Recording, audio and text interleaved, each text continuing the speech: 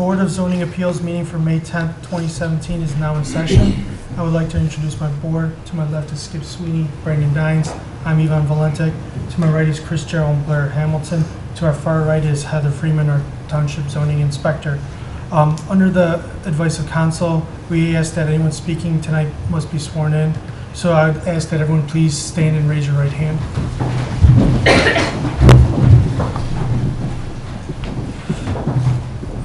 Do you swear that the testimony you're about to give will be the truth, the whole truth, and nothing but the truth, so help me God?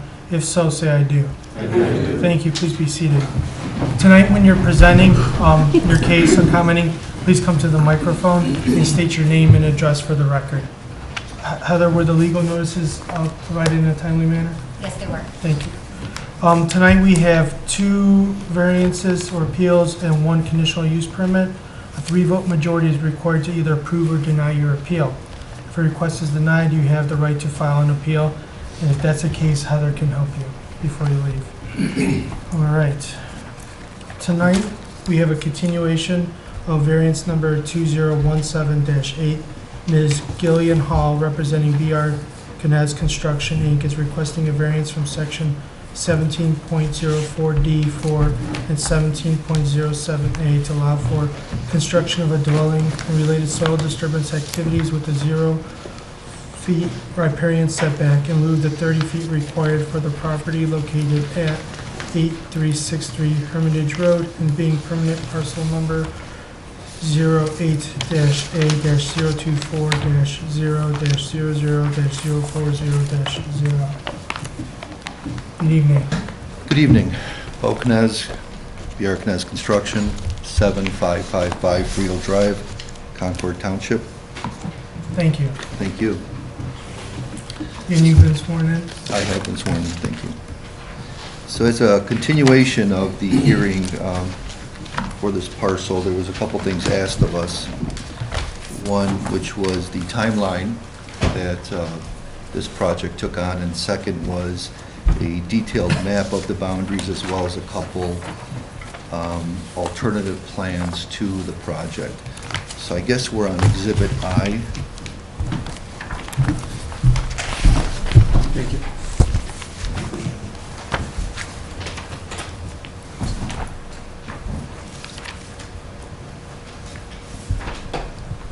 Thank you, Bill.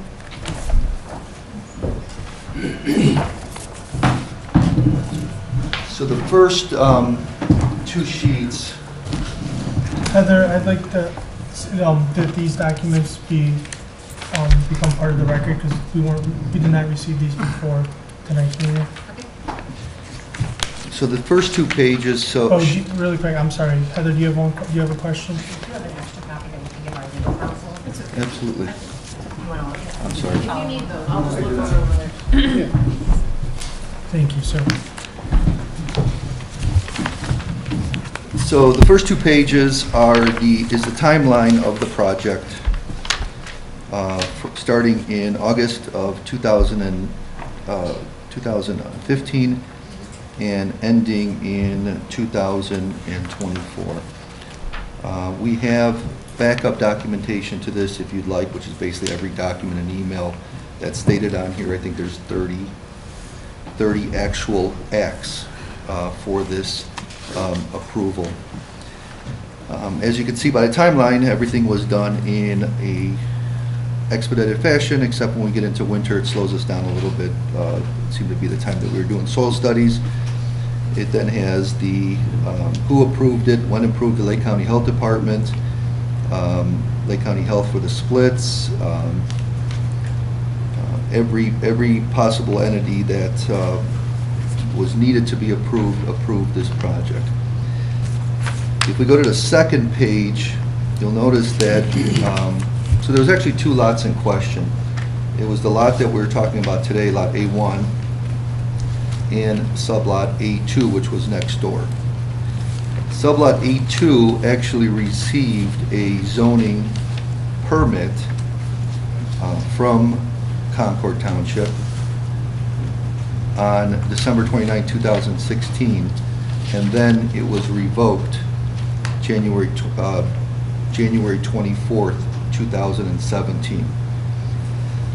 speaking for A2 for a second, when we were notified that this was infringement of the riparian setback, we immediately changed the site plan and altered the plan to remove the encroachment from the riparian setback. But, and I'm not trying to interrupt, I don't want Please you to ask, interrupt, please. but I'm just a little, I just want to make sure it's clear in my head. So A2 though is not this lot, that's a separate, It is the lot directly to the south of this parcel okay, that was also impacted by the riparian setback. okay. Once our permit was revoked on January 24th, we immediately made changes to that plan to get us out of the infraction we had.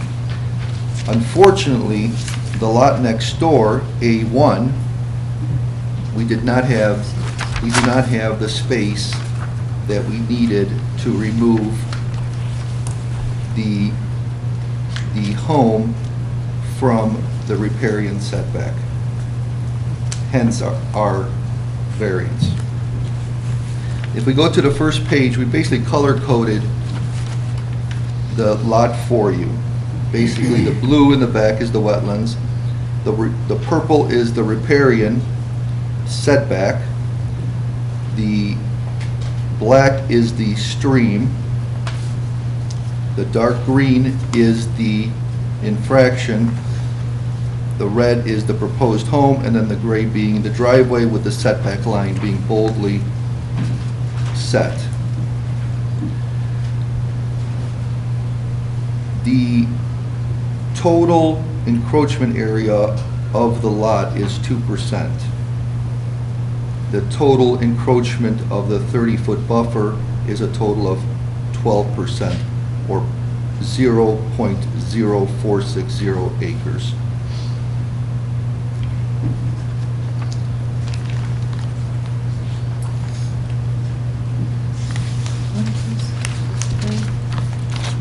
There are some other illustrations as you flip to the back that just detail the different... Mr. Kines, do you have another copy, by any chance? Absolutely. No, we didn't get enough. Sorry. Thank you.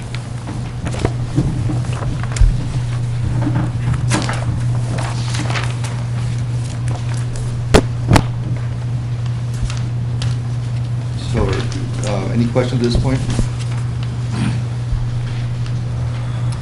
It's all part of the 30-foot buffer, but the house is in it. So far, you've submitted nothing new? Nothing new has Okay. been, I'm sorry, the timeline has been submitted. And if we go to the back section, the last two are two alternative plans. The last two pages being A1 alternative plan A, A1 alternative plan B. From my understanding, with the minutes read, there was an ask for alternative plans, so we did a couple alternative plans. One with the home on the north side, just the way it was initially proposed, yet encroaching on the setback line to pull the home out of the buffer area. This ends up with several other encroachments, which would be encroachment of the front yard setback, encroachment of the side yard setback, and still an encroachment of the 30-foot buffer. So basically, alternative plan A is us pulling the home up to a 35-foot setback and pushing it north to get as much of it as possible out of the buffer zone.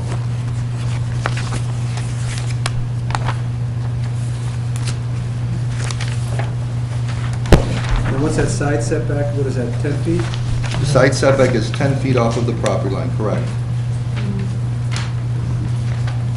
And in the original drawings, The original drawings, we didn't, the only variance that we needed was the encroachment on the buffer area all other setbacks were met with Concord Township zoning.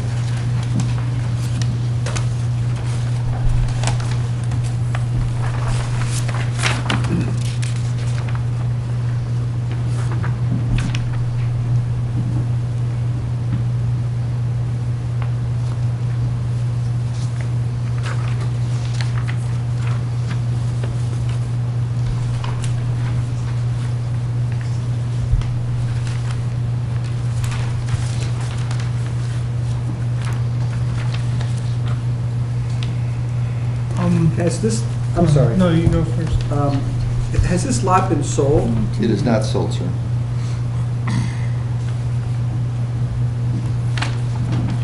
Not on a contract?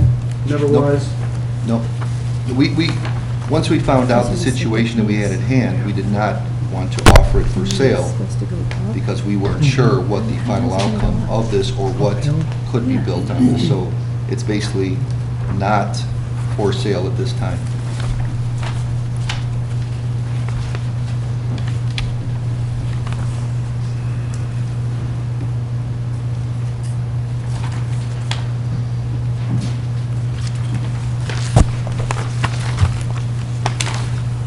So if we go to, is everybody okay with me going to alternative plan B? Sure. Yeah.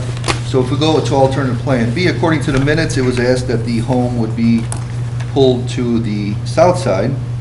So we did that, and we ended up with actually even more encroachments. Front yard setback, side yard setback, encroaching into the rear setback, encroaching in the 30-foot buffer area, and encroaching into the wetlands, which are all stated on the right-hand side of your page.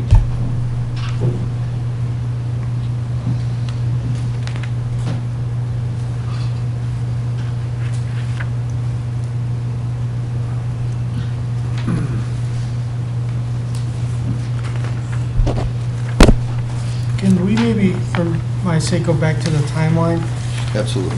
Is this, I guess, question would be, is this different from the timeline that we heard last time? And could you maybe highlight the differences of where you were at in this timeline versus? I don't think that we stated a timeline. I think Mr. Edgar stated a timeline that he received from Mr. Radashi, and I have not audited or compared the two timelines. This is our timeline, and if you would like, we could give you all the backup documentation to this as I have it with me today.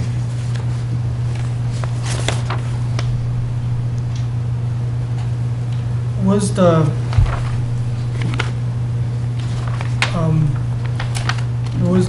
drawings were submitted prior to July for review, but weren't approved till, the lot split was not approved till after the Correct. code, but they were submitted prior to They that? were submitted prior to, yes, sir. Okay.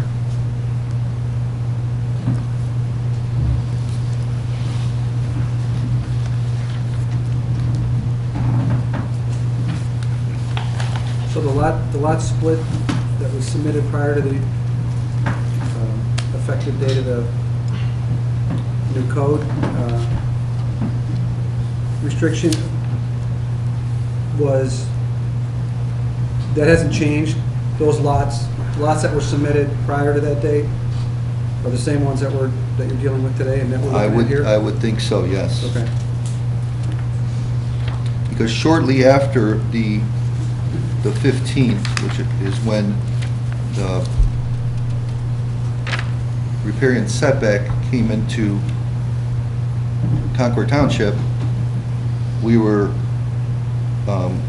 approved in a short time frame. Okay. So the lots that's reflected in your appeal here today was submitted in a lot split request prior to the effective date Yes, in the same configuration. yes, sir. And this lot was subsequently approved Yes, sir. by the county? Yeah, Yeah. yeah. By the county? Yeah. Right.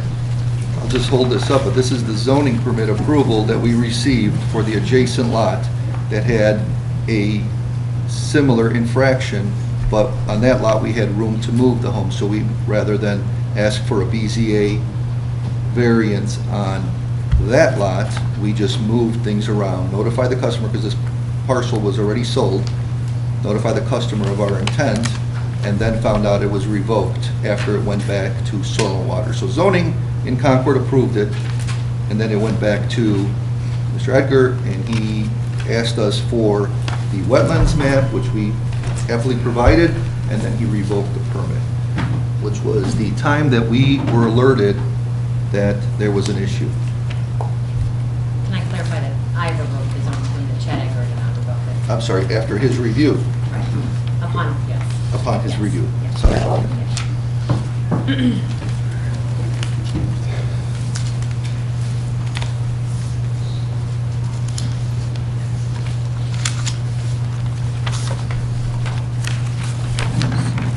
Mr. Knez, I appreciate the timeline and the effort you put into this. I guess it's difficult when we receive this here as you're speaking, getting this in front of us right now. My understanding from reading the minutes from last time, what I'm looking at currently, is that you've altered or offered alternate plans. I don't know if the expectation is that we would, on our own, kind of sua sponte, accept those and do something with those, which we don't really have the authority to do. Hold on a second. But my other thought here is, in the timeline, you're indicating and referencing a number of documents and things. You said you brought those with you. It'd be helpful to us to see those, just so we have some evidence of when they were submitted. As you know, our decisions can be reviewed by the Court of Common Pleas and otherwise, and we need to make sure that we're up to snuff and doing this appropriately. So if you have that, and if you have multiple copies of it, it'd be I helpful. don't have multiple copies, because it's Okay. quite a thick document, but I'd be more than glad to share this with you. Yeah, and I'm not trying to be difficult. It's hard for us, I don't think you're being difficult. and we've got a full body here that wants That's to get a fine. lot of things done, so. I guess that would be Exhibit J.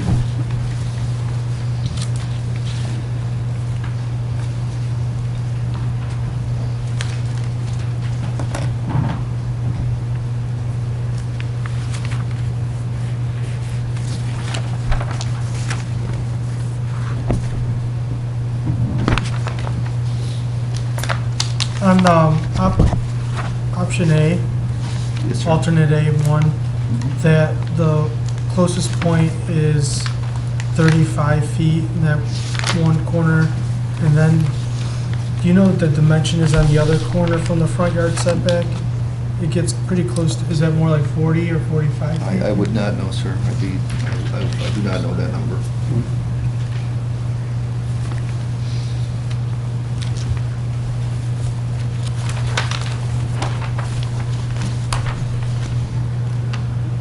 Mr. Kness, on alternate plan B, I see you've got the septic tanks right here. Yes, ma'am. And then, so do you have to have some kind of pump or something that pushes it uphill? How does that work? So actually, alternate, yes, that is a pump that pushes it uphill out of the riparian setback and back down into it, because there is approximately a 30-foot fall from the front to the back of this property. Right.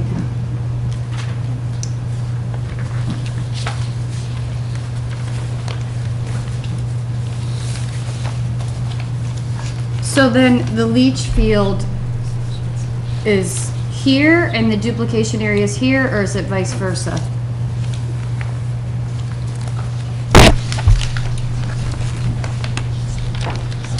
So the duplication area is to the east of the system. So we have the first mound, which is maybe 20 feet off of the setback line, and then we have the duplication area behind it. And then we have the second zone, Zone 2, with the duplication area behind that. Oh, I see.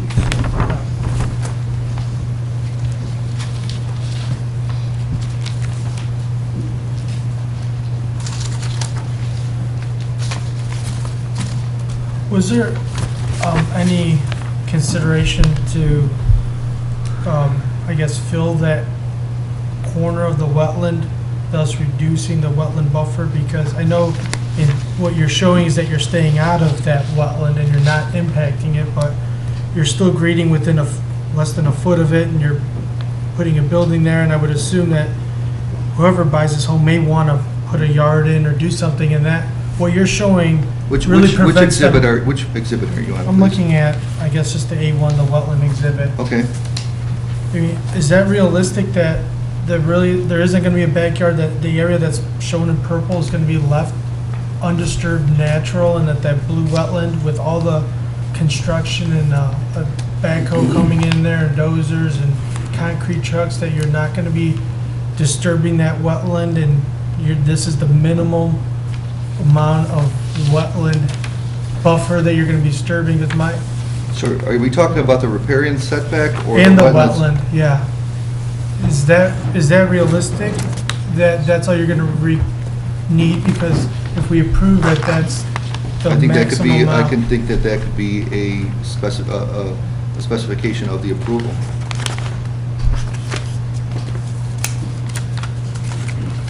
Is it, I don't know, I just don't see how you can build a home without getting into behind the building at all.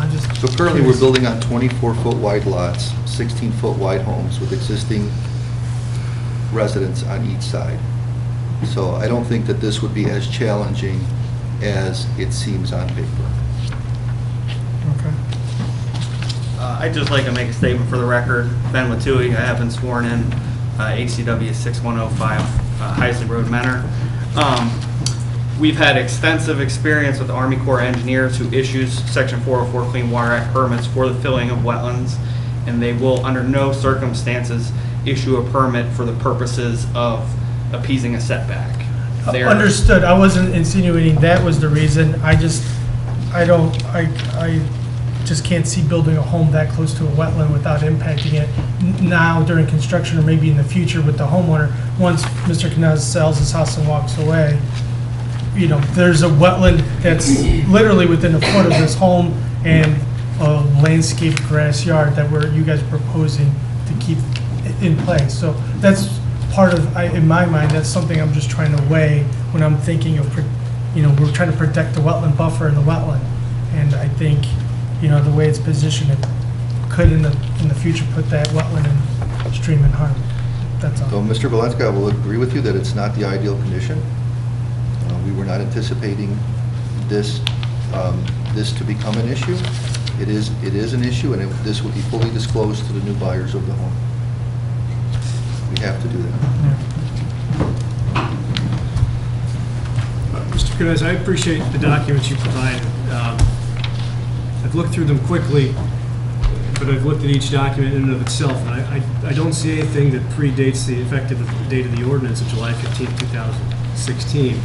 It'd be helpful to have some of those as evidence of what transpired and what took place during that time period. If you have any of that you can provide to us, that might be a big help. I think as a general rule, and if I may, and this is sometimes part of our discussion amongst ourselves, but we're a board here in Concord that generally tries to be helpful to builders, homeowners, everybody. I don't think, I've been in front of other boards that are much more difficult. We want to work with people, and we want to find ways to make things happen. As you know, from the last time and this time, we're in a bit of a tough spot here in light of everything that's going on. I think that's readily established. So I'm looking for something personally, and the reason I'm telling you this, because I don't know if it's before us or if it's going to be before us, to give us some evidence and to establish that hardship that you're seeking in order to allow this to occur. And so I appreciate the timeline. The timeline evidence is a number of documents that we don't have in front of us. If there's a way to get those to us, and tabling isn't always the best possibility or best way to go, but it might be very helpful to get the decision that you're hoping to get. Just as an aside. So, thank you for your comment. Mr. Dines, I will tell you that I've been doing this for 30 years. This is my second time in front of Concord BZA. The first time was when we were building our building on Friedel Drive, and it was a similar situation. It was overlay that was put in place after we purchased the property. So we're not ones to abuse the powers of the BZA, and if at all possible and avoidable, we will not abuse the powers or stand in front of you arguing our case. I think Gillian has some comments on, Gillian Hall has some comments on.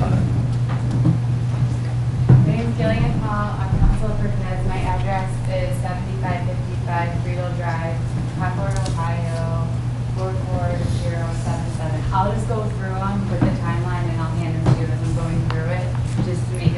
Well,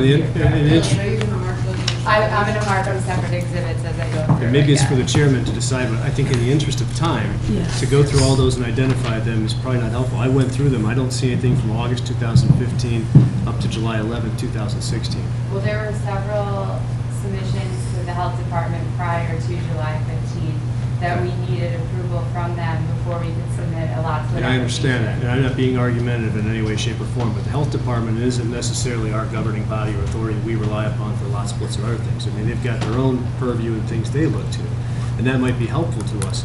But we're acknowledging, we're talking about some other agreements here and executions and some other things that, letters and otherwise, that might be helpful to us to evaluate. But we cannot apply for a lot split with Lake County Planning Commission until we receive approval from the health department. So we understand. can't make that application and they can't approve that split until we have health department approval. So we had all that information submitted to the health department in June, and we did not hear back. The health department didn't conduct a site visit until July 5th, and they didn't give us final approval until August of 2016. So we couldn't make an application until that point. The other thing is that until we had final approval from the health department, they had jurisdiction to make modifications based on the septic layout, and we may have had to modify the lot lines depending on their decision. So we didn't start the legal description process and the approvals with the legal descriptions until we had final approval by the health department, because it would have been fruitless to do that without their final approval and understanding where we were at. So we couldn't even start that process until August of 2016 with the legal descriptions. As soon as we had the legal descriptions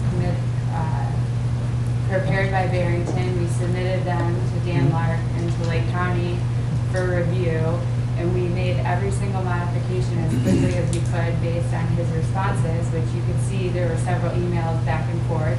We responded to them very quickly. It's not like there was a lagging time. And by the time that process was completed in October, we submitted the deed to the seller for signatures. They were all out of town, so we had to have an original. So we had to have the deed prepared, we had to have it mailed. Once that signature was signed, it had to be mailed back. So I mean, this wasn't like something that we could just do overnight or do in 7 days, which I think most lot splits can be done with relative ease, but this was a little bit more complicated. What may help me understand this a little bit better, maybe the board, is when you submitted to the health department, you showed them, you provided the layout with the 6 lots and where you would potentially put the septic systems. Correct. Yes. Did any of that documentation, does any of that get to the county for preliminary plan review, lot split, or anything like that? I mean, we sent our initial plan to Dave Radaschi on August 28th of 2015. So he's been apprised of what we wanted to do this entire time, but until we could go through the health department, we couldn't give him the final lot split and the final layout of the lots. So, I mean, we gave him what we wanted to do and what we anticipated doing, but until we went through the soil reports, we designed the septic system, and we submitted to the health department, we couldn't have a finalized lot layout. Okay, just to Does stay that on make this sense? topic. Yep, Okay. making sense so far to me. So All when right. you submitted that email to Dave on the 28th, Yes. was the 6 lots that are part of this lot split, is that what was submitted to Dave? We actually submitted 7 lots to Dave. Okay. And during the, I think it was during our soils, when Floyd was doing the soil samples, and it got back to Dave, and he was doing the layouts of the septic systems, he realized that the soils couldn't support 7 lots, and that we would have to modify it to 6. Okay, So there were some minor adjustments with the health department based on our septic systems and the soils that were available. okay. So on July 5th, when the health district, Sure. You have purchase agreements executed on July 8th and July 11th, Yes. and that was for all parcels, right? We executed a purchase agreement with the seller of the property for all the parcels once we obtained final approval from the health district, or when they sent us our letter we had a letter of intent with the seller, and we weren't sure if we wanted to move to a purchase agreement until then. So that was the July, I believe, 8th date. July 11th was a purchase agreement that we executed with the customer for what's now parcel A2.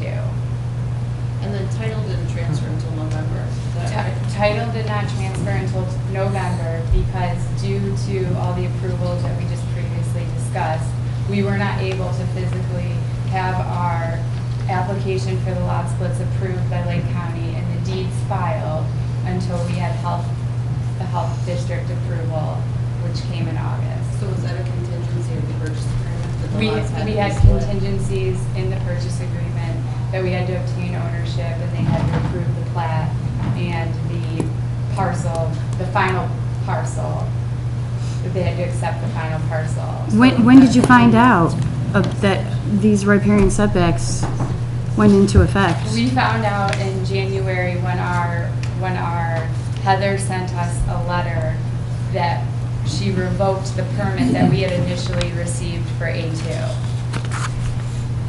Because originally, we had received a permit, we submitted our plan for A2, we received a permit for A2. And when it was going through the permitting process, we had initially received an approval and a permit from Concord Township to go forward with our building on A2.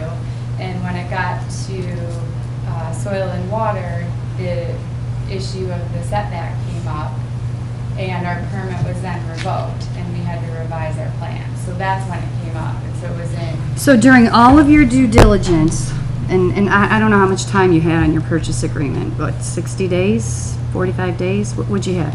It was probably a little longer than that. Okay, so you had all this time, you're dealing with all these entities, this is in the works in Concord, and you don't find out about this until January? It was never once brought up in any of the correspondence.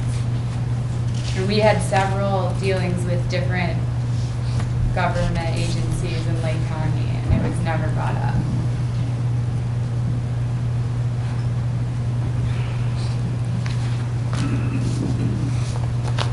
Again, this is not a habit of ours to ask for BZA variances in any community.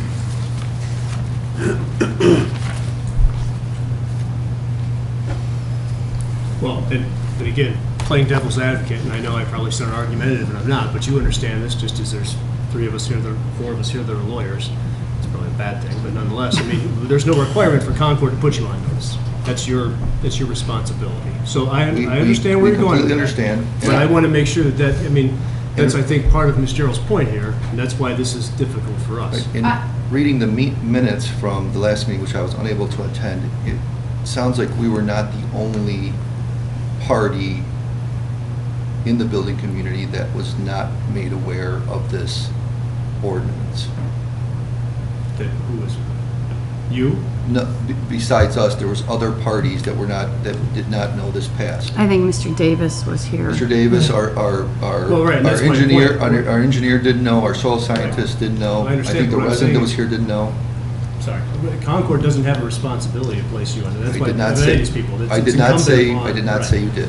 And just to your point, I understand what you're saying, but it's also, knowledge isn't a dispositive factor. Just because we know of something doesn't mean you're not able to grant us a variance. There are other factors to consider, and Duncan, the case specifically says that knowledge is not a dispositive factor. So, you know, there are other considerations to If make you there. had learned about it, you may have adjusted your request during the Of due course we would. diligence. Of course we would. We actually had a different, I'm sure the audience doesn't want to hear this, we had a denser plan that included bringing a sewer down and doing a Chagrin Highlands type of development with condos, which under by right zoning in Concord is allowed. We were hoping for 7, we settled for 6 with absolutely no knowledge, and we obviously would have changed it. I don't want to be here. You guys don't want me to be here. We would have made some adjustments in some way, somehow. Or if it didn't make financial sense to us, we would have voided the contract with Mr. Hartzmark.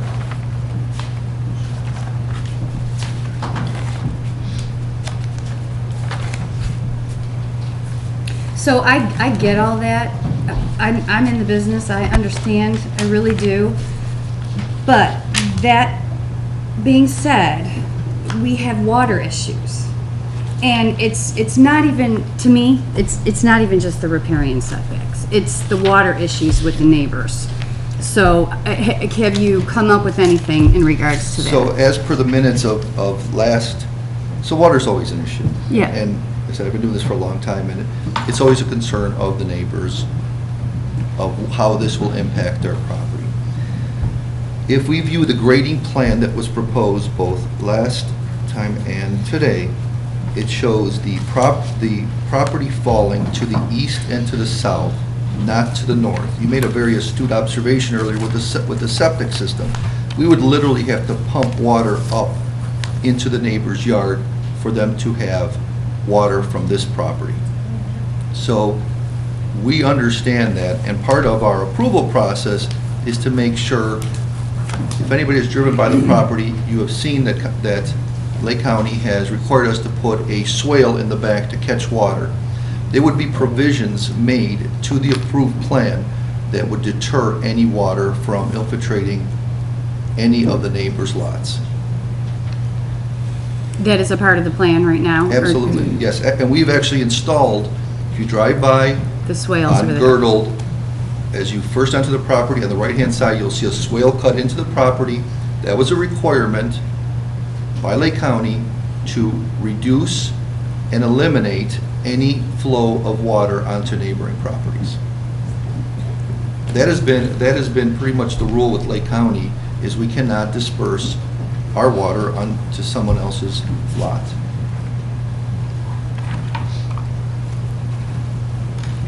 Any other questions on the timeline? No. We're good on the timeline? I just want to keep the meeting moving. Yeah. On the alternate plans provided, Yes. I'm wondering, what do you think? And what are your thoughts on, you're a home builder and you're trying to build this lot and sell it.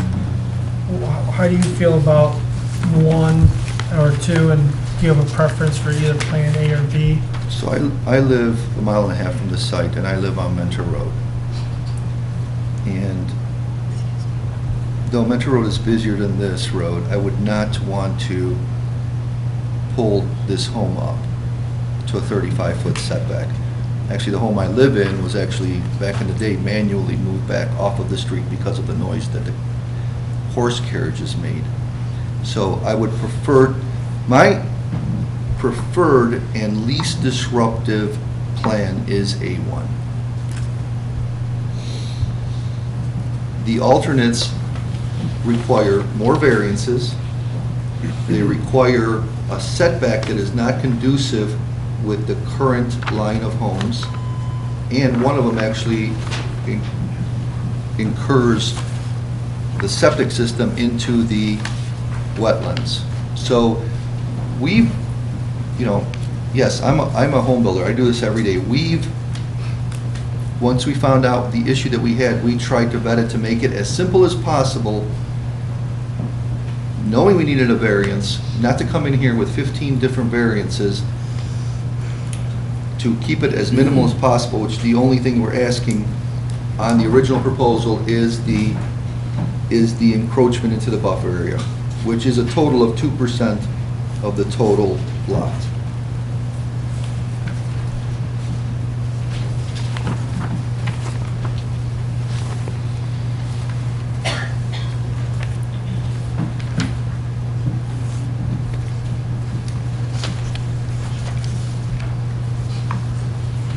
Which one are we doing?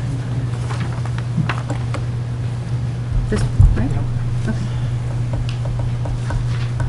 You guys have any other questions? I'd like to move on. Any questions from them? Please. Yeah. Thank you, Mr. Knight. Thank you. Thank you. Thank you. I'm sure there might be some other people speaking for or against this appeal.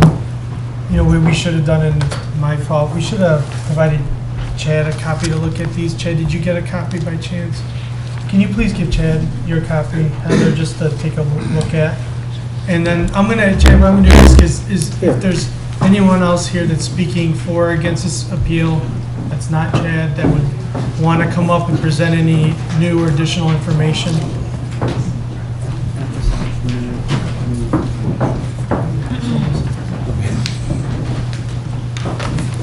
Hi, I'm Before Heather you get Lip. started, hold on one second. Okay, I know there seems to be a lot of you coming up to the podium. For the purposes of keeping this succinct and so the reporter can hear who's speaking, I'm gonna ask that one of you speak at a time, okay? And you try to narrow your topics to nothing that's already been said by the person speaking, okay? My name is Heather Lipness. I've already been sworn in. I live at 10530 Majesty Lane.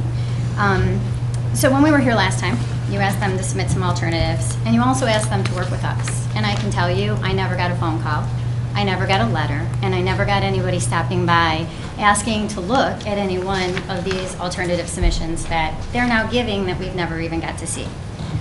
One of them, as I heard, is now moving it 10 feet from my property line. Now, as you can see, this wetland goes through 3 properties. There's no way they can put any buffer because this wetland also goes onto their properties.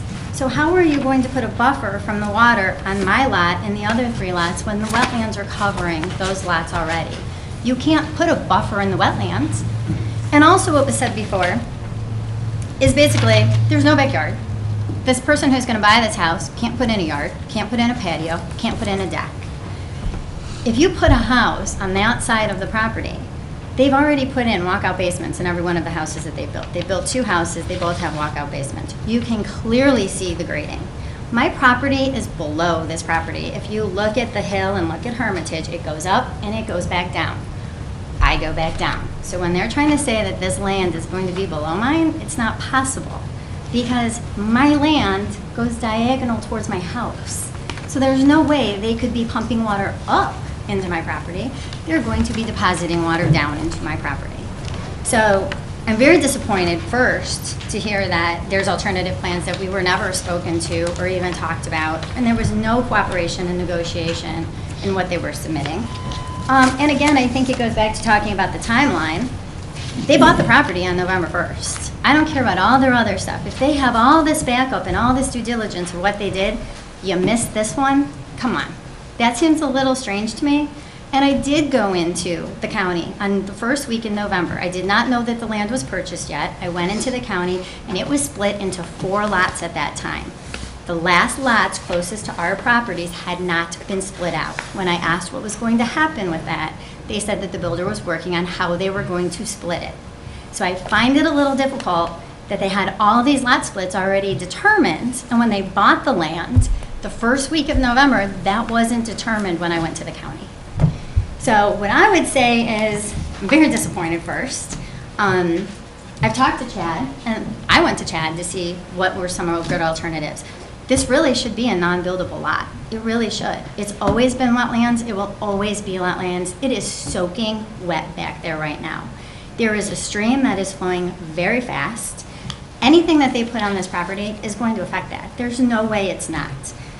And I would rather have the septic closer to my house than a house, because if something goes wrong with that septic and it does put water into the wetlands or it does start leaking, I have alternatives. I can call the health department. I can do something to stop that. If there's a house next to me that's putting water on my property, there's nothing I can do. If there's something that's going on with that house where it's affecting the wetland, there's nothing we can do. But at least a septic is regulated by the health department, and we can get somebody to step in and do something about it. So my option would be to move the house to the south. But in all honesty, after hearing all this, it really shouldn't have a house on it at all. And is it affecting him profit-wise? He's making a good profit on 5 of his buildable lots. It's very evident. You wouldn't have done it. You really wouldn't. And I really do believe that they knew about it before January. And if they didn't, then shame on them, because they did a lot of due diligence beforehand. So with that said, I will let other people talk. Okay. Hi, Craig Martini. I live at 10550 Majesty Lane. I've been sworn in. I live there, and so I can tell you what that is like back there. I'm in my yard a lot. I actually have a garden that I'm trying to do right now, and it's actually at the highest point of my yard, and I can't put my garden in because there's so much water. I dig a hole and it fills with water. So, and that's towards the front of the property. That's near the house. And so when you get, the further you start getting back there, I mean, I really literally have to have boots up to here, and my grass, you can't really mow it. The guys come and make ruts through everything, and it's a big mess. And when you get to the edge, You see this?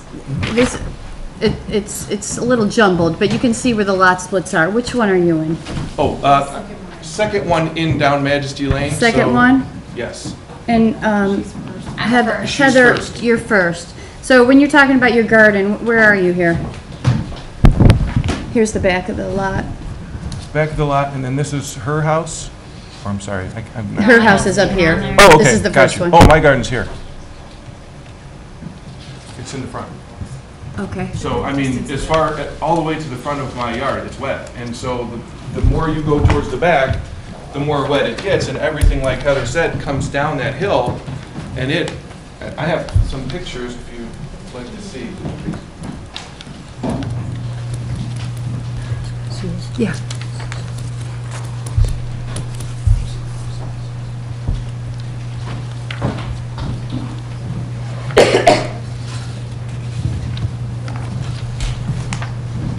Actually brought a picture of my Anything you garden that I present, haven't been able to actually. Excuse me. anything you present to BZA is gonna be admitted as an exhibit. Oh, that's okay. It can be kept. These are just.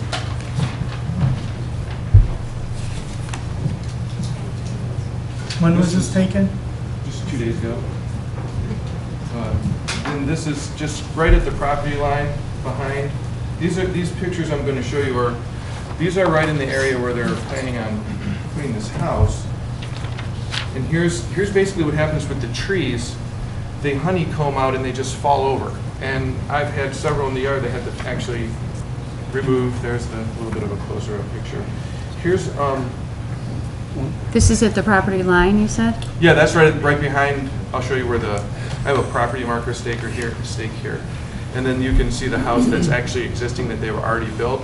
And so these other houses that they're talking about are going in between this and there. And that's kind of close. And then here's just sort of a picture of the yard. There's our house, and I'm not even really towards the back of the property line yet. You can see what kind of water that is. And then one more picture I took. Is that these guys, So what does these this guys- look like when it hasn't been raining for the last 10 days? It's still pretty wet. It never really dries out completely, and like maybe by August you start to get a guy who can mow it back there without getting ruts in it. But and then we have those guys living back there too, because that was in the backyard.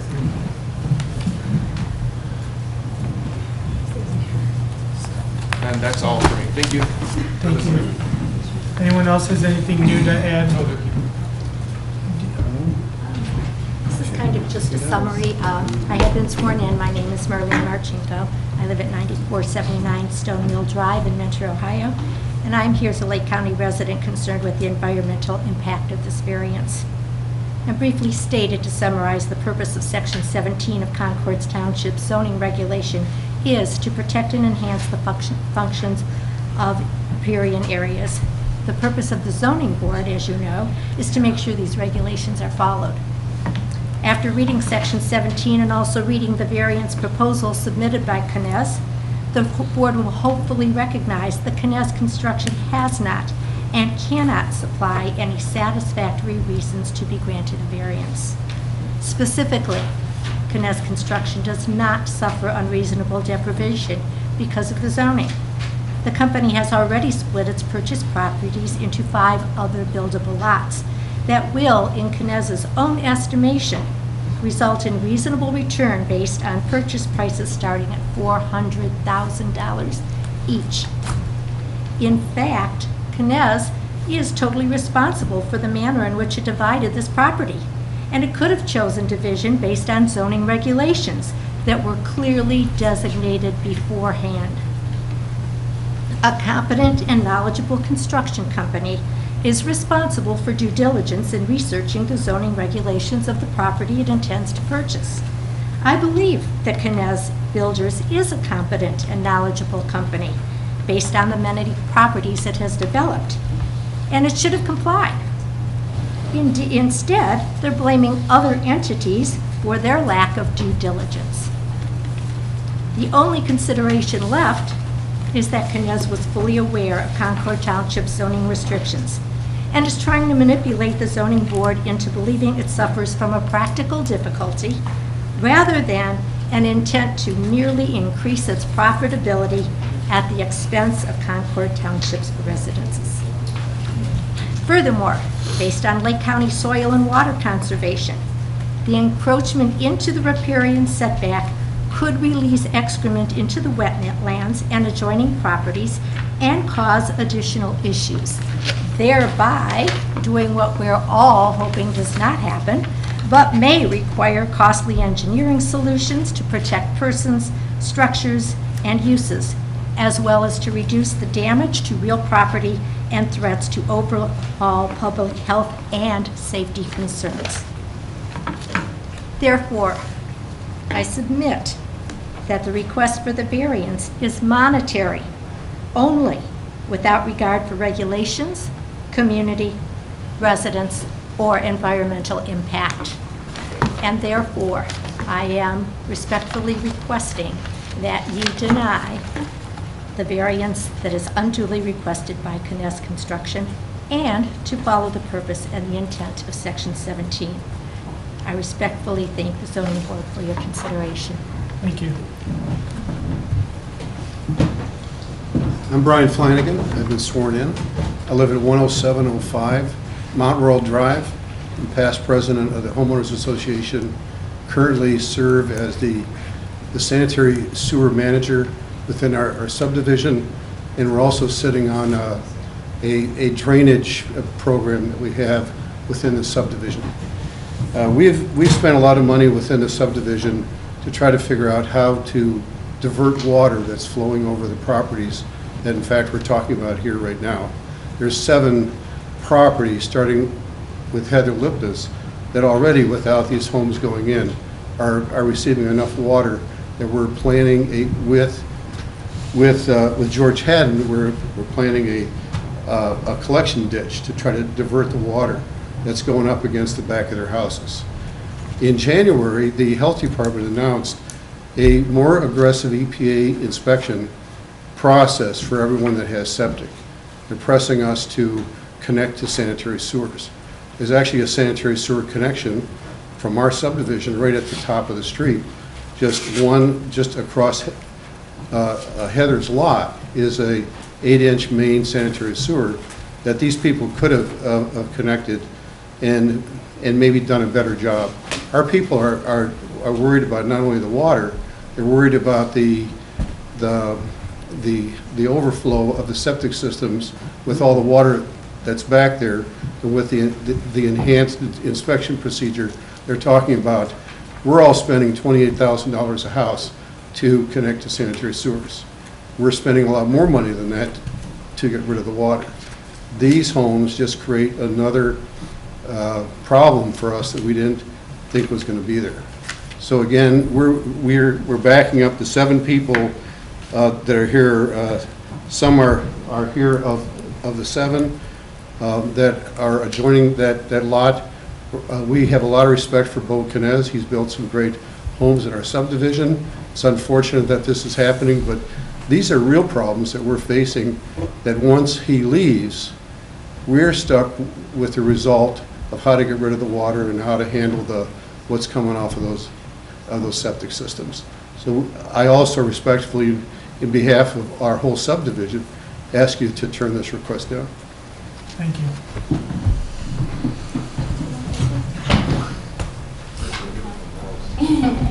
Okay, We have 2 more owners that are two down from them and 3 down from them that came for their support. Okay. But they have nothing additional, so thank you. Thank you.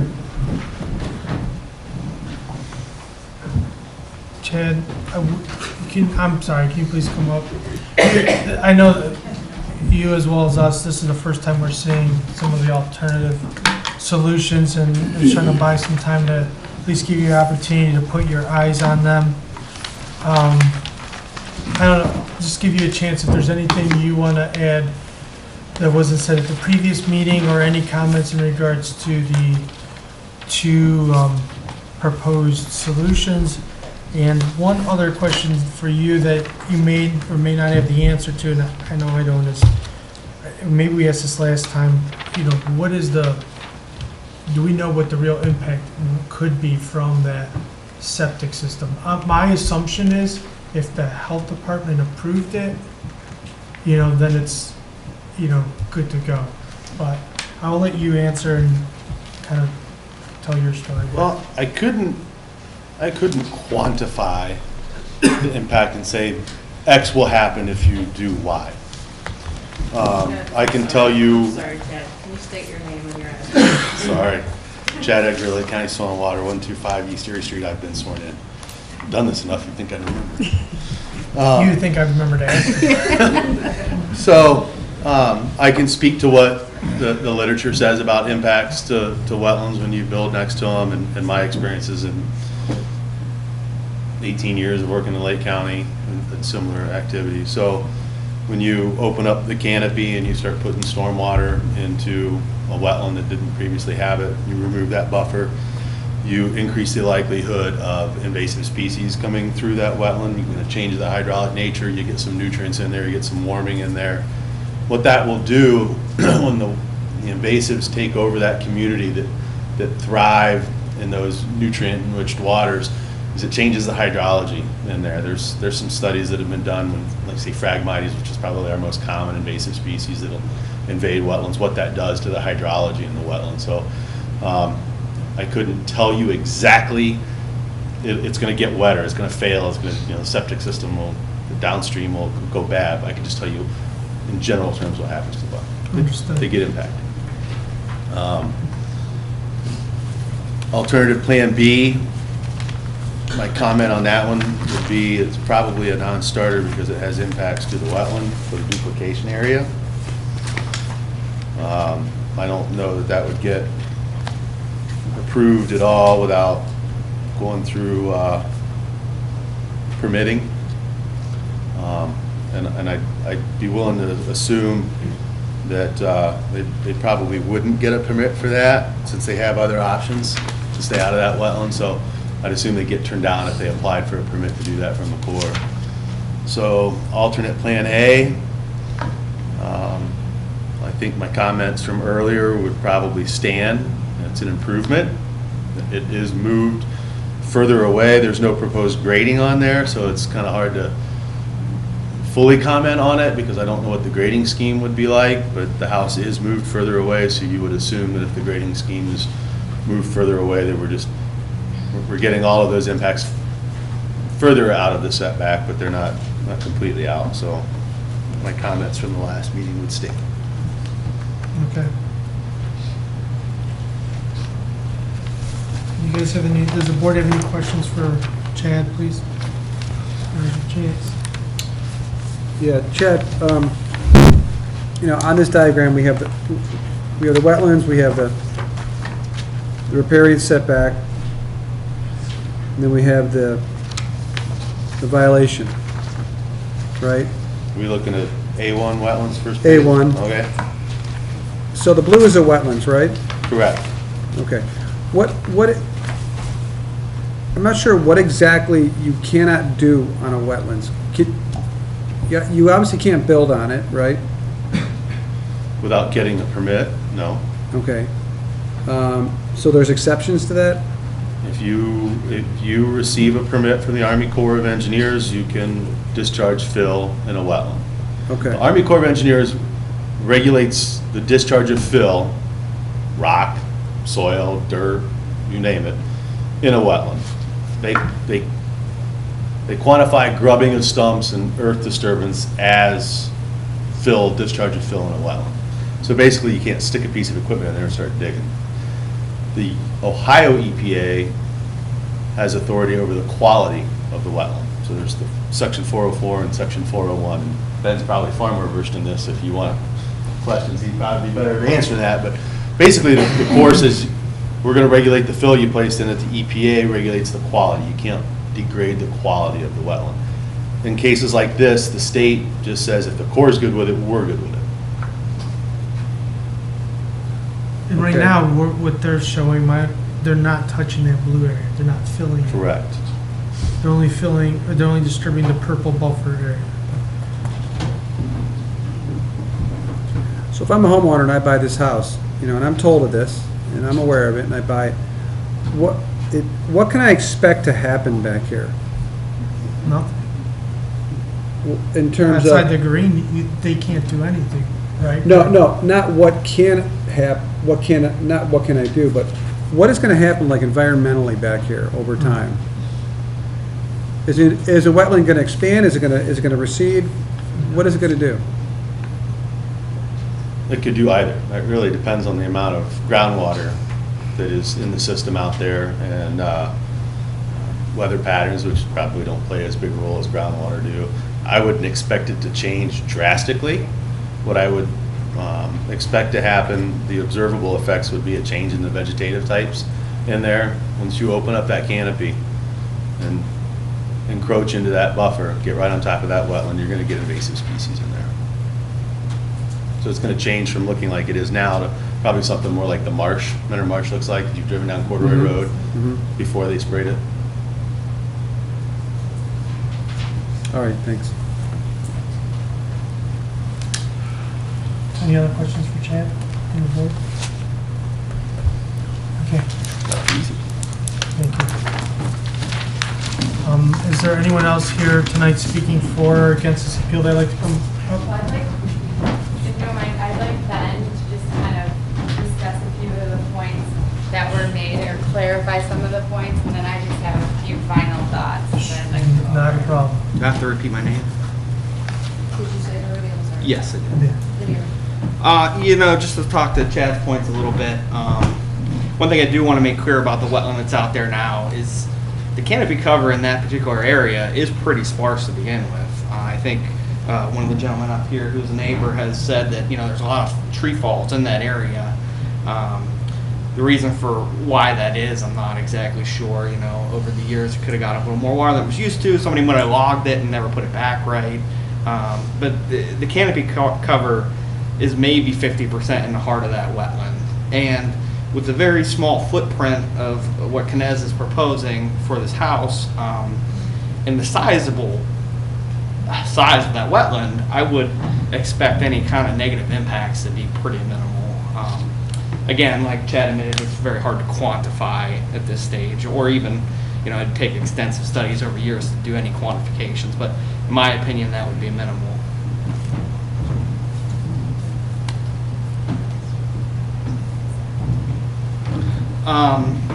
That was a little information that we talked about last meeting, but I just want to reiterate, it's very, very, very small stream, less than 500ths of an acre drainage area, if that. It's not, it doesn't even show up on most of the mapping that's available. So if that plays into the riparian setbacks, because the limit is only an acre and below, and this is far below an acre.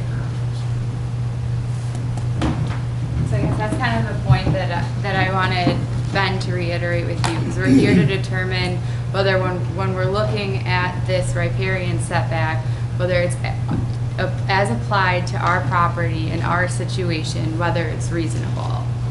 And we've heard a lot of different information tonight that you guys have to consider in making that determination. But when we look at the size of this stream, it's 0.005 acres. And the requirement is a 30-foot buffer. We can satisfy a 30-foot buffer from the stream, but due to the fact that it's contained within a larger wetland area, that buffer extends to the outermost bounds of the wetland. So if this wetland continues on for 2 miles, this buffer goes all the way outside that entire large wetland area. So it can have a very significant impact on all the homeowners and on us.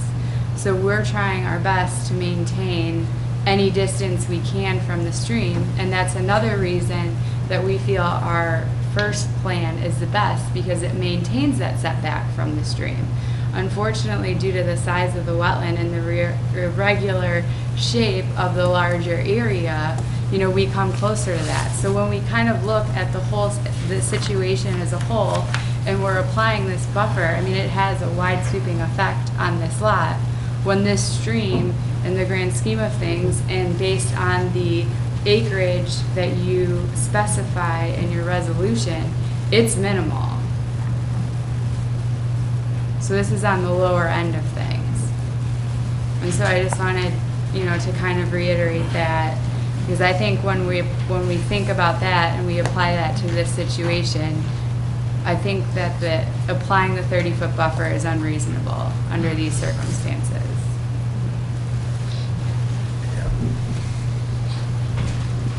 And your engineer is not here tonight, correct? He is not. Is there any, I mean, Well, I was just, the way, no, it's okay. I just, when I look at it, so everything that's, it's not draining, sounds like it's not draining towards the residence, but it's draining towards, into the wetland, the home. The runoff will drain into the wetland. yeah, Is that a correct assumption? I think my Bo That is answered more. correct. That is a correct assumption, yes. So if you look at the topographical map, it does show the corner being at 136, the northwesternmost corner, and then the bottom corner being 1095, which is probably a 40-foot drop from the back to the front. And I think, I don't know if Gillian made it clear, but as long as, so our wetlands stops in this lot because that's our lot. We don't go on the neighbor's property. If this wetland continues on the neighbor's property, this 30-foot buffer continues as well. And if this wetlands continues a mile down the road, it's still impacted by this, because the issue isn't the wetlands, it's the stream that is located there that requires the 30-foot buffer. So if we go a mile down the road through Mount Royal into the backyards of people on Girdle Road, that 30-foot buffer comes into play all the way Yeah, until this wetland stops. yeah, and that's what that's what this board's dealing with. And that's what we're gonna continue to deal with in the Right. future. We So know. this, according to Mr. Radashi, this stream wasn't even on the GIS, though I know there's documentation that says that it's on there, but it was very difficult for that. And if people have streams in their backyard, then you can amplify this again. So if you go through 50 feet of non-wetlands, and then you have, most of this water, I would presume, seeing that Little Mountain is a wealth of underground water is coming from the ground rather than over the ground, which is causing for the wetness. So there could be streams that pop up in the middle of someone's yard, hence the wetlands. We've heard how wet the properties are, hence the 30-foot buffer because of the creek, or stream, as you call it. So Ben, the impact is huge. The impact of this is very, very huge. Not for just our property, but all of the properties. Ben, real quick, and I don't think we heard this answer. How did you determine that this was a stream, or what was the process through that? Maybe that might help with the board. Is that through documentation, or is that your determination that's a stream, or is that the Army Corps? Maybe so we all understand what's driving that determination as a stream. So we followed the Army Corps guidance, and you start, any delineation, you should start in the office looking at different background resources. If the Chagrin River, the Grand River pops up on your site, it's pretty obvious there's probably going to be something out there. But when you get out in the field and you see something, the primary indicator is bed and banks, sediment sorting, an area that appears that water flows at least relatively permanently is what the Corps is going to see. So a lack of upland vegetation, or really any vegetation, scouring, things like that. And under those, with that guidance in mind, our professional opinion is that this would be what the Army Corps would consider a stream. Did the Army Corps come out and confirm the wetland boundary and the stream? Has that already been completed? Negatory. It has not. It has not. So what if they come out and they disagree with your boundary and the boundary grows, the wetland boundary grows, and that, which could happen, right? That certainly is a possibility. Then that would obviously put us in a pickle. When will It they could come also out? shrink at the same time. Yeah, agreed. It could also shrink. When will they come out? When would they come out ordinarily in this process? As far as my reading of the regulations, there is no requirements to receive a jurisdictional determination. They won't be coming? They won't come. So where, if you could show me on my picture, Mr. Kness, where's the swale? This swale is the- that we put in? Yeah, You're not gonna see it on this. I know, but if you could just Basically- draw it in or so just this show is- me. This is Hermitage, and then it curves into Girdle, Yes. where you put the two new stop signs. Yes. The lot that is coming off of Girdle Road, right next to the water line that we installed, you will see a swale running back into the woods that was created by us as a request of the town. And does it pretty even big. touch the subject lot? Does it go, I mean, where is it? Show me where, just with your finger, just show me where it is. I'm not 100, I think it's this lot right back in here. Is that, yes, it is. So this lot goes here, and then that swale, according to Lake County's engineers, was meant to catch the amount of water they felt relevant and then disperse it into the swale that is on Girdle Road. So there's no swale on the north side at all? There's no swale. Right here. No, no, no.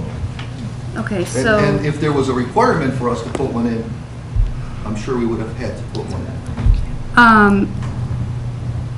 why didn't you talk to the neighbors? I guess it's a failure on my part. We did not see this being an infraction onto the neighbor's property, because. Even after the last meeting? Yes, and maybe that, shame on me, but there is no water. We were, as it said in the meetings, everybody's always concerned about water on their property. As it said in the meeting minutes, the water does not flow, absolutely not, on the neighbor's property. And that was stated by Barrington Engineering, and it's in the minutes. I think that, I think that one of the options is more intrusive than what we have proposed.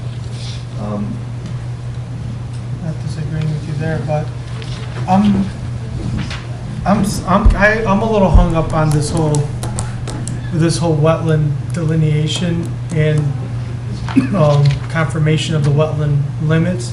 So as they go in for site plan approval, we don't require that they confirm the wetland boundaries. If we have a buffer that's supposed to be offset 30 feet from this wetland, and I'm not trying to put you on the spot, Heather, but it's supposed to be offset from this wetland, and this is, Ben, you're a professional, and I believe in your professional opinion that this is the wetland boundary, but I would think that somebody else might go out and draw a different boundary, but possibly. And I just, working with, I know when the county approves plots, subdivision plots, all the wetlands need to be, approved and, determine the limits of the wetlands and the course to come out and approve them. But this is not a subdivision or a plot review, it's a lot split.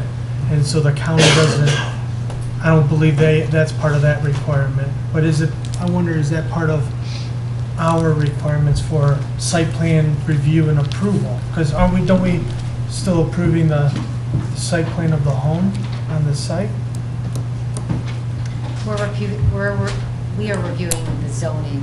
Zoning. The site plan as it relates to conforming with the zoning, including the riparian setback. I don't think we have anything good with site plans. I'll just give you a quick perspective on that issue from our standpoint, is that what you're asking about is called a JD or PJD, a jurisdictional determination or preliminary jurisdictional determination. Unless the applicant's proposing to impact that wetland, they won't ask for that. So basically, they're asking the Corps to affirm their boundary that they showed. So if you are not going to impact, they typically will not request that, using his reputation and his credentials on the line as the burden of proof that that's kind of like a PE, uses his stamp of saying, I use best professional judgment, and this is where it is. So we will never ask for a JD or a PJD if they're not impacting that project, unless we look at it and we go, whoa, I think we really missed the boundary here, if it's anywhere close to the boundary. And Dan and I walked it, and we were in pretty good agreement with what he showed on there, not that we would have said, hey, we want to see a JD.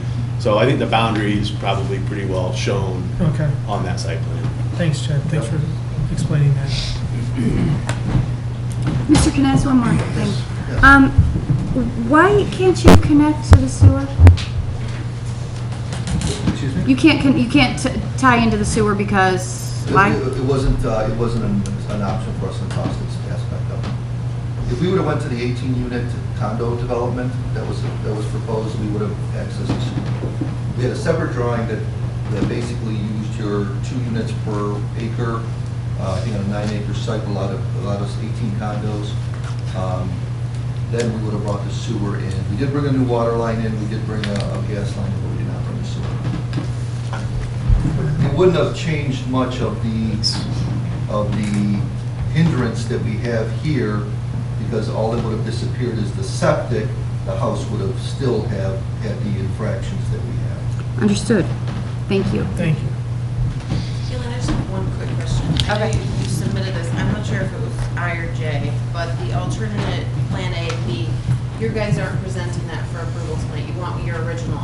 We would prefer to have the original, I think Bo went over the reasons why Yeah. those. Right, I just want to clarify, because these would require side yard and front yard, that's not before the board's meeting. These are just showing the options. That is showing the options, and I believe Bo gave you the reasoning why those would not work for us. And I just wanted, just for clarification, Stephanie, we have this back, documentation to go along with our. You're submitting all of these. We will be submitting all of these into the record in addition to our outline. And yes, we would, do you want me to go for the record? Just so Heather, what was the last one? Exhibit J? That's Exhibit J. This would be J? Yes, yeah, those are the documents that back up the timeline. Yeah.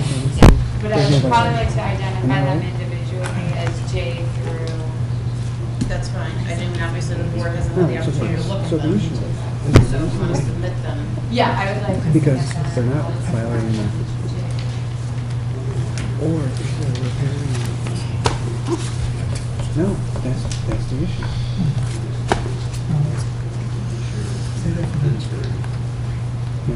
Discussion. So, all right, let's just, I want to give her a chance to address it, see what she says. And then close it and let's vote. Or should we just take it?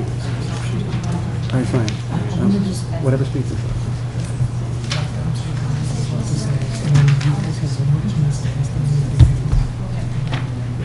Okay. Yeah. Okay. I'm done. If not, we'll Yeah, let's do it. Yep.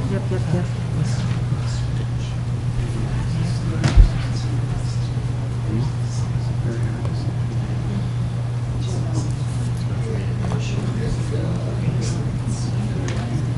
Business? I think I'm gonna. Yeah, go ahead, Joel.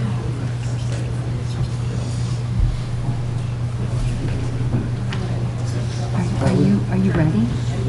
Are you ready? I want to hear what your discourse here. You know, nice. It's like What?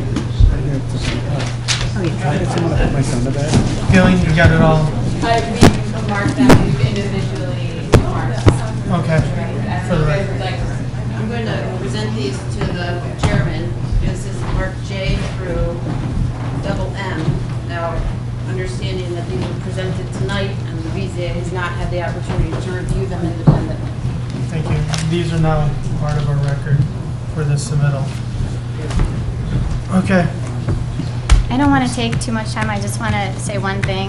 I think the last meeting, it was very well said by Chad that this is actually almost a Category 3. And I know the fine gentleman over here said something about it's a small stream and it's really minimal. This actually is a pretty large, fast-moving stream. And as you saw, she actually did find salamander or lizard on the property, which would almost make it a Category 3. So this isn't a small wetland, and this isn't something that would be almost a Category 1. It's almost a Category 3. So I just wanted to reiterate that from the last meeting. Thank you. Okay, thank you. Can I add to that? Please. Okay, so we're covering our ditches on Majesty, and something that's happened recently is that we've got a lot of rain. No, So in order to cover our ditches, there's enough water coming off that back that we have to increase the pipes sizes going under the driveways. Not 12 inches that they are now, but up, by the time we get to where these people live, 30 inches. So it might be seemingly a small stream, but there's enough water that's impacting us. This is a big deal for us. So that's my point. Okay, thank you. Before we close the meeting, is there anyone else that's speaking for or against the appeal that would like to come up? Gillian, Bo, are you guys? I think we're okay. You guys are okay? Can I ask one more question? Yes, I'm that's. sorry. okay. For who and? I'm not sure for anybody. I guess that I'm struggling with the fact that there were studies done and the water's supposedly going to the southeast, but then we have neighbors here. They're saying that the water's definitely going to the north, and so I want a definitive answer. Where's the water going? On our property. Oh, hold on. Now, wait a minute. I think it's important to know for a fact. Chris, she's asked the question. We don't need anyone please shouting out any answers. If you would like to answer Chris's question, Bo, please come up and answer that question. So Little Mountain and the area there is saturated with water. If you walk back on Little Mountain in the old Arboretum, there's actually water houses. The Macmillans at one time were going to tap into Little Mountain to obtain drinking water. If you drive down Griswold, you will see a fire hydrant, which shocked me as odd at one time. Behind that fire hydrant, which was put in by the Mathers to protect their homes against fire because a hotel burned on that mountain many years ago, behind that, if you walk to the back, there is a concrete canister reinforced by 2.5 inch and a half rods that is probably 15 feet wide by 20 feet deep, that is full of water that comes off of that mountain. That mountain is porous sand. The water, my neighbors across the street have the same issue because the water comes from the mountain, basically goes underneath and then pops up as the water self-leveling, pops out as the topography levels off. I live in the area. I live 1.5 miles from this on Menor Road. We have the same issues. My neighbor's house is actually one of the last spring-fed houses with all the water coming off of Little Mountain. My yard, I still have 2 1,000-gallon cisterns in the backyard that were used to grab water from the mountain, put it in the cisterns, and bring it into the home. The area is infiltrated with water. A lot of these streams are coming up. I think someone said it. You put a shovel in the ground, there's water comes out. It's a spring. It's that type of, it always has been and always will be that type of soil being fed from Little Mountain. I say again, there is water houses that were built in the 1920s. I found 4 of them so far that are sitting in the back full of water that were used to accumulate water from the mountain itself because it is so saturated with water. So that's what that is my unprofessional opinion of where the water comes. Being a neighbor on the west side of Little Mountain. So the water, if something pops up, let's say on your land, then the water could flow to the north, right? No, the topography does not allow it. I'm looking at the 2-foot contours on my little printout here. Again, and that's an if. What the situation we have today, I mean, it sounds like we have wetness all the way up and down the street. Right. Not just limited to our wetlands area or our stream, which is the big cause of the debate. So that is where I feel that, and anybody's welcome to walk. It's Holden Arboretum property. If you remember, you can go up there, and you can see what I'm talking about back there. Thank you, Bob. Thank you. Sir, if you please come up if you have Yep, anything sure. to add. Okay, so in behalf of, we hired a Polaris Engineering to do a water study, and we presented the water study to Soil and Water. When we're with Soil and Water, we we're recognizing a large amount of water coming off of Knob Hill, or whatever we're calling that hill, coming across Hermitage and across these lots. And I'll present this, I didn't bring the, but it basically, here's Knob Hill. Here is Heather Lipnis's lot. Here's the lots in question, and this water is coming across here. So we're working with Soil and Water to put a ditch line across the whole back of all these properties and bring it down into the front. When we work with the health department, they're pushing us to put in sanitary sewer because of the condition of the lots, the water, etc. So it seems like we could share engineering with the builder.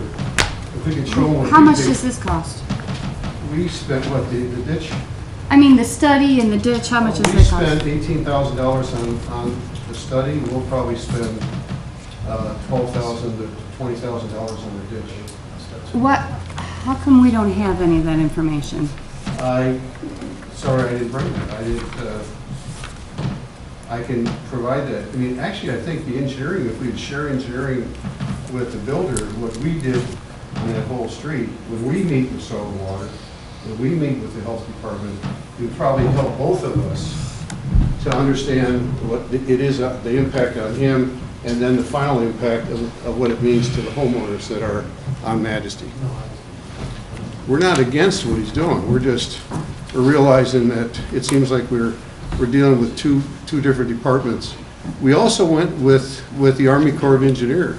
We had to get, in order to cover our ditches and get that approved by Concord, we had to first go to the Army Corps of Engineers, and they have guidelines for us as to the amount of water that's coming in. And the only part of the street that we can't cover is where that line comes down here. Let's step up here. So this line comes down here to Majesty Lane. We're not able to cover that because of the amount of water that's coming out of the back. So it has a big impact on us, and again, maybe the solution is to share engineering and collaborate with the builder so that we're not working in silos on this thing. Thank you. Thank you. Okay. Are you adding something new? I am, actually. You just retorting? No, I'm Because actually adding. We gotta stop. So when it comes down that hill to Hermitage, the way the Hermitage goes is actually like this, okay? So like on the third lots of theirs, that's the highest point. So what happens at that highest point, it comes down Hermitage and it actually goes to the north and the south. And then our street goes straight down this way. So the water's coming down the hill, it's hitting that peak, it's going to the north and the south, and then it's going down Majesty Lane. So that's how it's going north and south, and both of us are saying the water's going both ways. Okay, great, thank you. All right, I'll try and answer your question as best I can. So there was a swale that was dug by Mr. Knez on the east side of this property that starts at the north and goes south all the way to Girdle. Yeah. So I would say probably 60%, just a rough calculation of A1 goes into that swale and goes south. From probably the limits of their grading north and then kind of running to the northeast line almost to like the corner of that property, that water kind of goes east-northeast through the backyards of the lots in the Mountain Royal subdivision. So, you want to see what I sketched? Uh-huh. You gonna sign it? Sure. Can I put your autograph? I'm just a hydrologist. I don't know how it goes. But So that swale comes here. So water flows at 90 degrees to topo line. So that's all you got to do is draw a line 90 degrees yeah, to topo I line. can verify that. It's easy to do. So you get, if you started here and you just went 90 degrees to those topo lines, then you get one that just escapes that. If you go south of that, see how those topo lines kind of start to hook like this? Yes. It's going to go that way and get into that swale and go south. Okay. Can you show these guys down here? I'm familiar with it. Okay. I know. They saw it. Okay. Well, I learned something. And, this water, Chad, just real quick, the water and the runoff and the drainage and the spring, I get all that, and the water's a problem, and ask Heather, everybody calls every day, about water and drainage issues. But, building a home or not building a home, some of that's gonna still stay in place, but what I think is more, maybe in my mind, is more important is what does that home, hard surface of the home, the sidewalk, the driveway, a potential patio, what does that do to the stormwater runoff? And if we, as a board remember from the stream training that we all went through to help us navigate through, approving these variances, I think that's what we should be thinking about, not necessarily how much drainage is already there.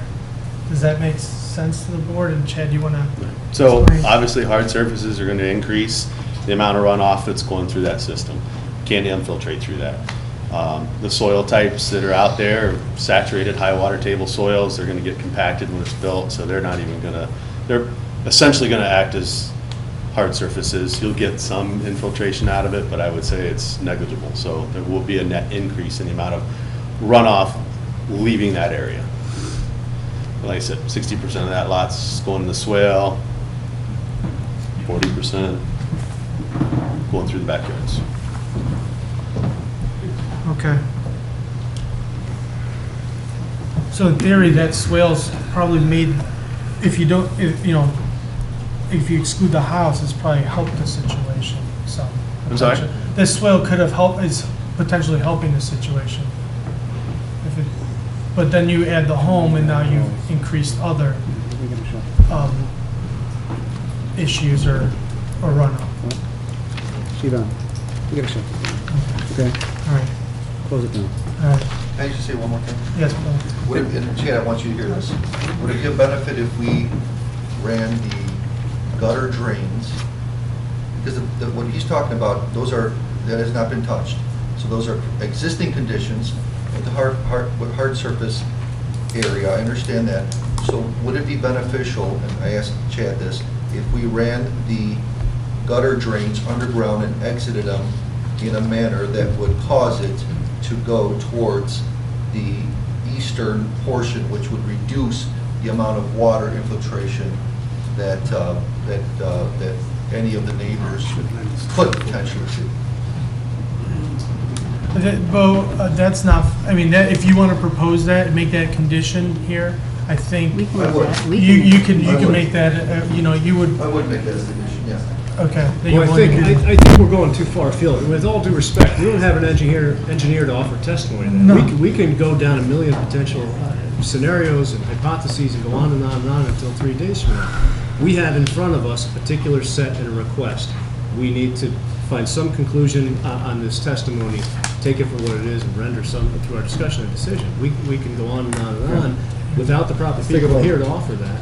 Yeah. We don't have that in front of us. And if it's going to be amended, if it's going to some other format, fine, but. He threw it out there. we're We just- take it for his word, just like everyone else's thoughts on the drainage. No one is professional. These are their opinions. So, okay. If there's no further comments or questions, and no one else speaking for the appeal, the public hearing for variance number 2017-8 is now closed to the public. I will entertain a motion to approve variance number 2017. So moved. Second. Thank you. It was 2017-8, and as amended by Mr. Cadet on the record. Sorry. Thank you for the correction. I'm going to redo it then. I'm going to propose a motion to approve variance number 2017-8 as amended by Mr. Knez with directing the drainage to the east. Okay. So moved. Second. Thank you. The approval of variance number 2017-8 has been moved in second. It's open for discussion on the board. So we've heard a lot. I just ask if you have anything, laid out there now, for the rest of us to hear. And move on. Skip or Brandon, anything to add? You guys It always looks to me. are. Skip is So all I'll set. go first. I'm in favor, and this board and the records and minutes will show from meetings past, I'm in favor of helping out builders. I'm not a regulation guy, I'm not in favor of it. There's a specific purpose of it. Our job here is to to recognize that, understand that, take testimony as it's provided to us, see if there is a practical difficulty in this particular situation, if we're looking at area variance. We reviewed that, and I think in looking at that, and then we talk about the Duncan factors that Ms. Hall alluded to, and I think we're discussing a little bit more in the prior meeting. If I go through it, my personal opinion, the property in question can and will yield a reasonable return otherwise. This is a large parcel that was split. It has some opportunities, maybe as lands for another parcel, whatever it may be. I don't think that that's dispositive in and of itself of the whole issue. So taking number one for what it is, I think this variance is substantial. We can talk about the size of the stream and the other things, but in light of what our regulation states and in light of what else could occur, it's a substantial variance that's being requested of us. The essential character of the neighborhood would be substantially altered. The adjoining properties, the neighbors, the stream, and the wetlands, we've got testimony from a number of residents who live close by who are telling us that their property is going to be altered. We don't have a lot of expert testimony, and I appreciate Chad. I appreciate the gentleman from HZW. We do not have an engineer here necessarily to talk about some of these other issues. I understand he was here the last time. He's not here tonight. I think we can only consider what was in the record previously and what we have tonight, and I'm hearing a lot from neighbors who have some substantial hardships they're here to present to us. There's no issue with government services that I'm aware of. I didn't hear anything along those lines. I don't think that's an issue. The applicant purchased the property with or without knowledge of the zoning. That can be argued. My problem with that is, and I asked for some evidence of things prior to the enactment of the regulation, we got a packet presented to us. It was not presented to us before tonight. It was identified in whole as one exhibit. It was not broken down. There was one copy. We didn't have time to review it, and there was nothing in there brought to our attention by the advocates for the variance to say these are the documents we have. This is what occurred. We have a timeline. I appreciate that. It's hard for me to accept in and of itself and with those documents and think that that rises above to the level that we should look to be granting this. The applicant's predicament feasibility can or cannot be resolved through some method other than the variance. We have some alternative plans. Those are not before us. However, those are presented to us, I think, just for consideration. I haven't heard anything else, but I suspect that because of that and other requests for variances, they do have alternative issues. There's other issues to do with the property. They've got a large parcel they've purchased. And then finally, spirit intent behind the zoning requirement would or would not be observed and substantial justice done.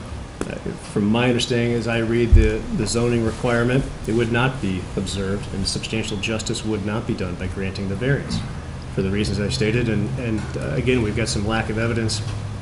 And I think from what I'm hearing from everybody here tonight, and I might be the bad guy, Mr. Knez, and there's a lot of other people here to vote, but I don't hear enough that rises to the level or is a preponderance of evidence in my mind to grant the variance, and especially looking at the Duncan factors. The gutter drain idea, that's great. Does that solve the whole problem? I don't think that it does. We hear about runoff. We hear about the disruption. So. Okay. Okay. Thank you, Brandon. You guys have anything down there, Blair? I think that was adequate summation. Thank you, Brandon. Stole Blair's thunder. Nothing to add. Chris, you have any thoughts? Anything you want to add? I obviously have something to say. I know. I'm going to try to be brief. I really tried to look at both sides here. I agree with a lot of what Brandon says as far as not having real committed evidence here. But we've got there's a couple of things that rise up in front of me, and that's the fact that you didn't communicate with the neighbors, and this may not have anything to do with the wetlands. You should have communicated with the neighbors. I think there's a real opportunity here to work with the Mount Royal folks, especially with they've already done a study. They're already trying to implement a resolution to their water issues, and maybe this was something you guys could have worked on together, and maybe this would have been, just more amenable. I understand. The EPA has killed more deals of mine than I care to mention. It's not fun dealing with them by any stretch, or any government entity. And we all know who the government heads are up here and who are not. I'm really not. But the fact remains that, and I agree with your assessment of the Duncan factors, but the fact remains is that the neighbors, it's a real issue. We have a real big water issue. And maybe, and I apologize, Mr. Knez, but maybe this just isn't buildable. Can we But table? No. Mr. Kness? You like the table? So, We're there. We're not I, accepting public comments right now. I don't know that I can, Let's just take a vote. yeah, Okay. let's take the vote. Thank Just you. take the vote. I don't really have Okay, appeal anything, I don't have anything more to add. I think the board did a great job listening. I think everybody had an opportunity to present their thoughts. I'd like to say one more thing. And I appreciate this, and it's neither here nor there, and we all talk about our experience, and yes, I represent a number of builders too in my practice, and I get it. And I'm not a fan of a lot of these things. But I want you to understand, Mr. Knez, on a personal level, when I'm speaking to you, and part of what I'm supposed to be speaking to the board right now, and I'll speak to the board and make it to you, this is tough for us. And we have a number of residents and homeowners here who are in a position who are impacted by it or believed to be impacted by it. And we have this regulation in front of us to uphold, to then offer a variance, puts Concord Township, the other residents, and everybody else in a difficult spot. And the difficulty is too, that this is not yet built upon. There's a lot of factors here, and there's a lot of ifs and buts and things to be done. That's not to say that the builder, I'll speak to you, doesn't have options and redress from this point forward, and certain things that he can do based upon our decision. I just think what we are listening to, what we are hearing, and I'm not trying to impress my thoughts upon anybody else here a little bit more. I know I spoke first, but with what we have to consider, I think if we consider it in light of the totality of the circumstances that exist here, we're pretty limited in what we can do.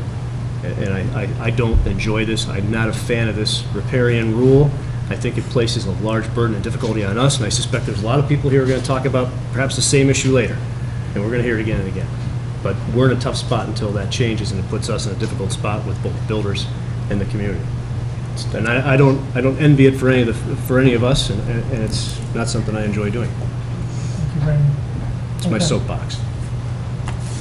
Okay, the question is on the approval of variance number, appeal number 2017-8. A yes vote is for the approval of the variance, a no vote denies the variance. Heather, please call the vote. Ms. Gerald?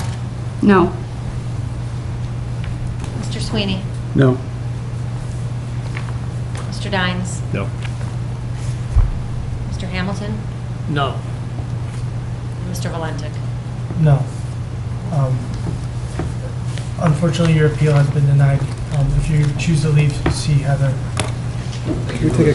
We take a quick break. Yeah, do we have to Or else there's going to be recess? more water. We're going to recess and take a break.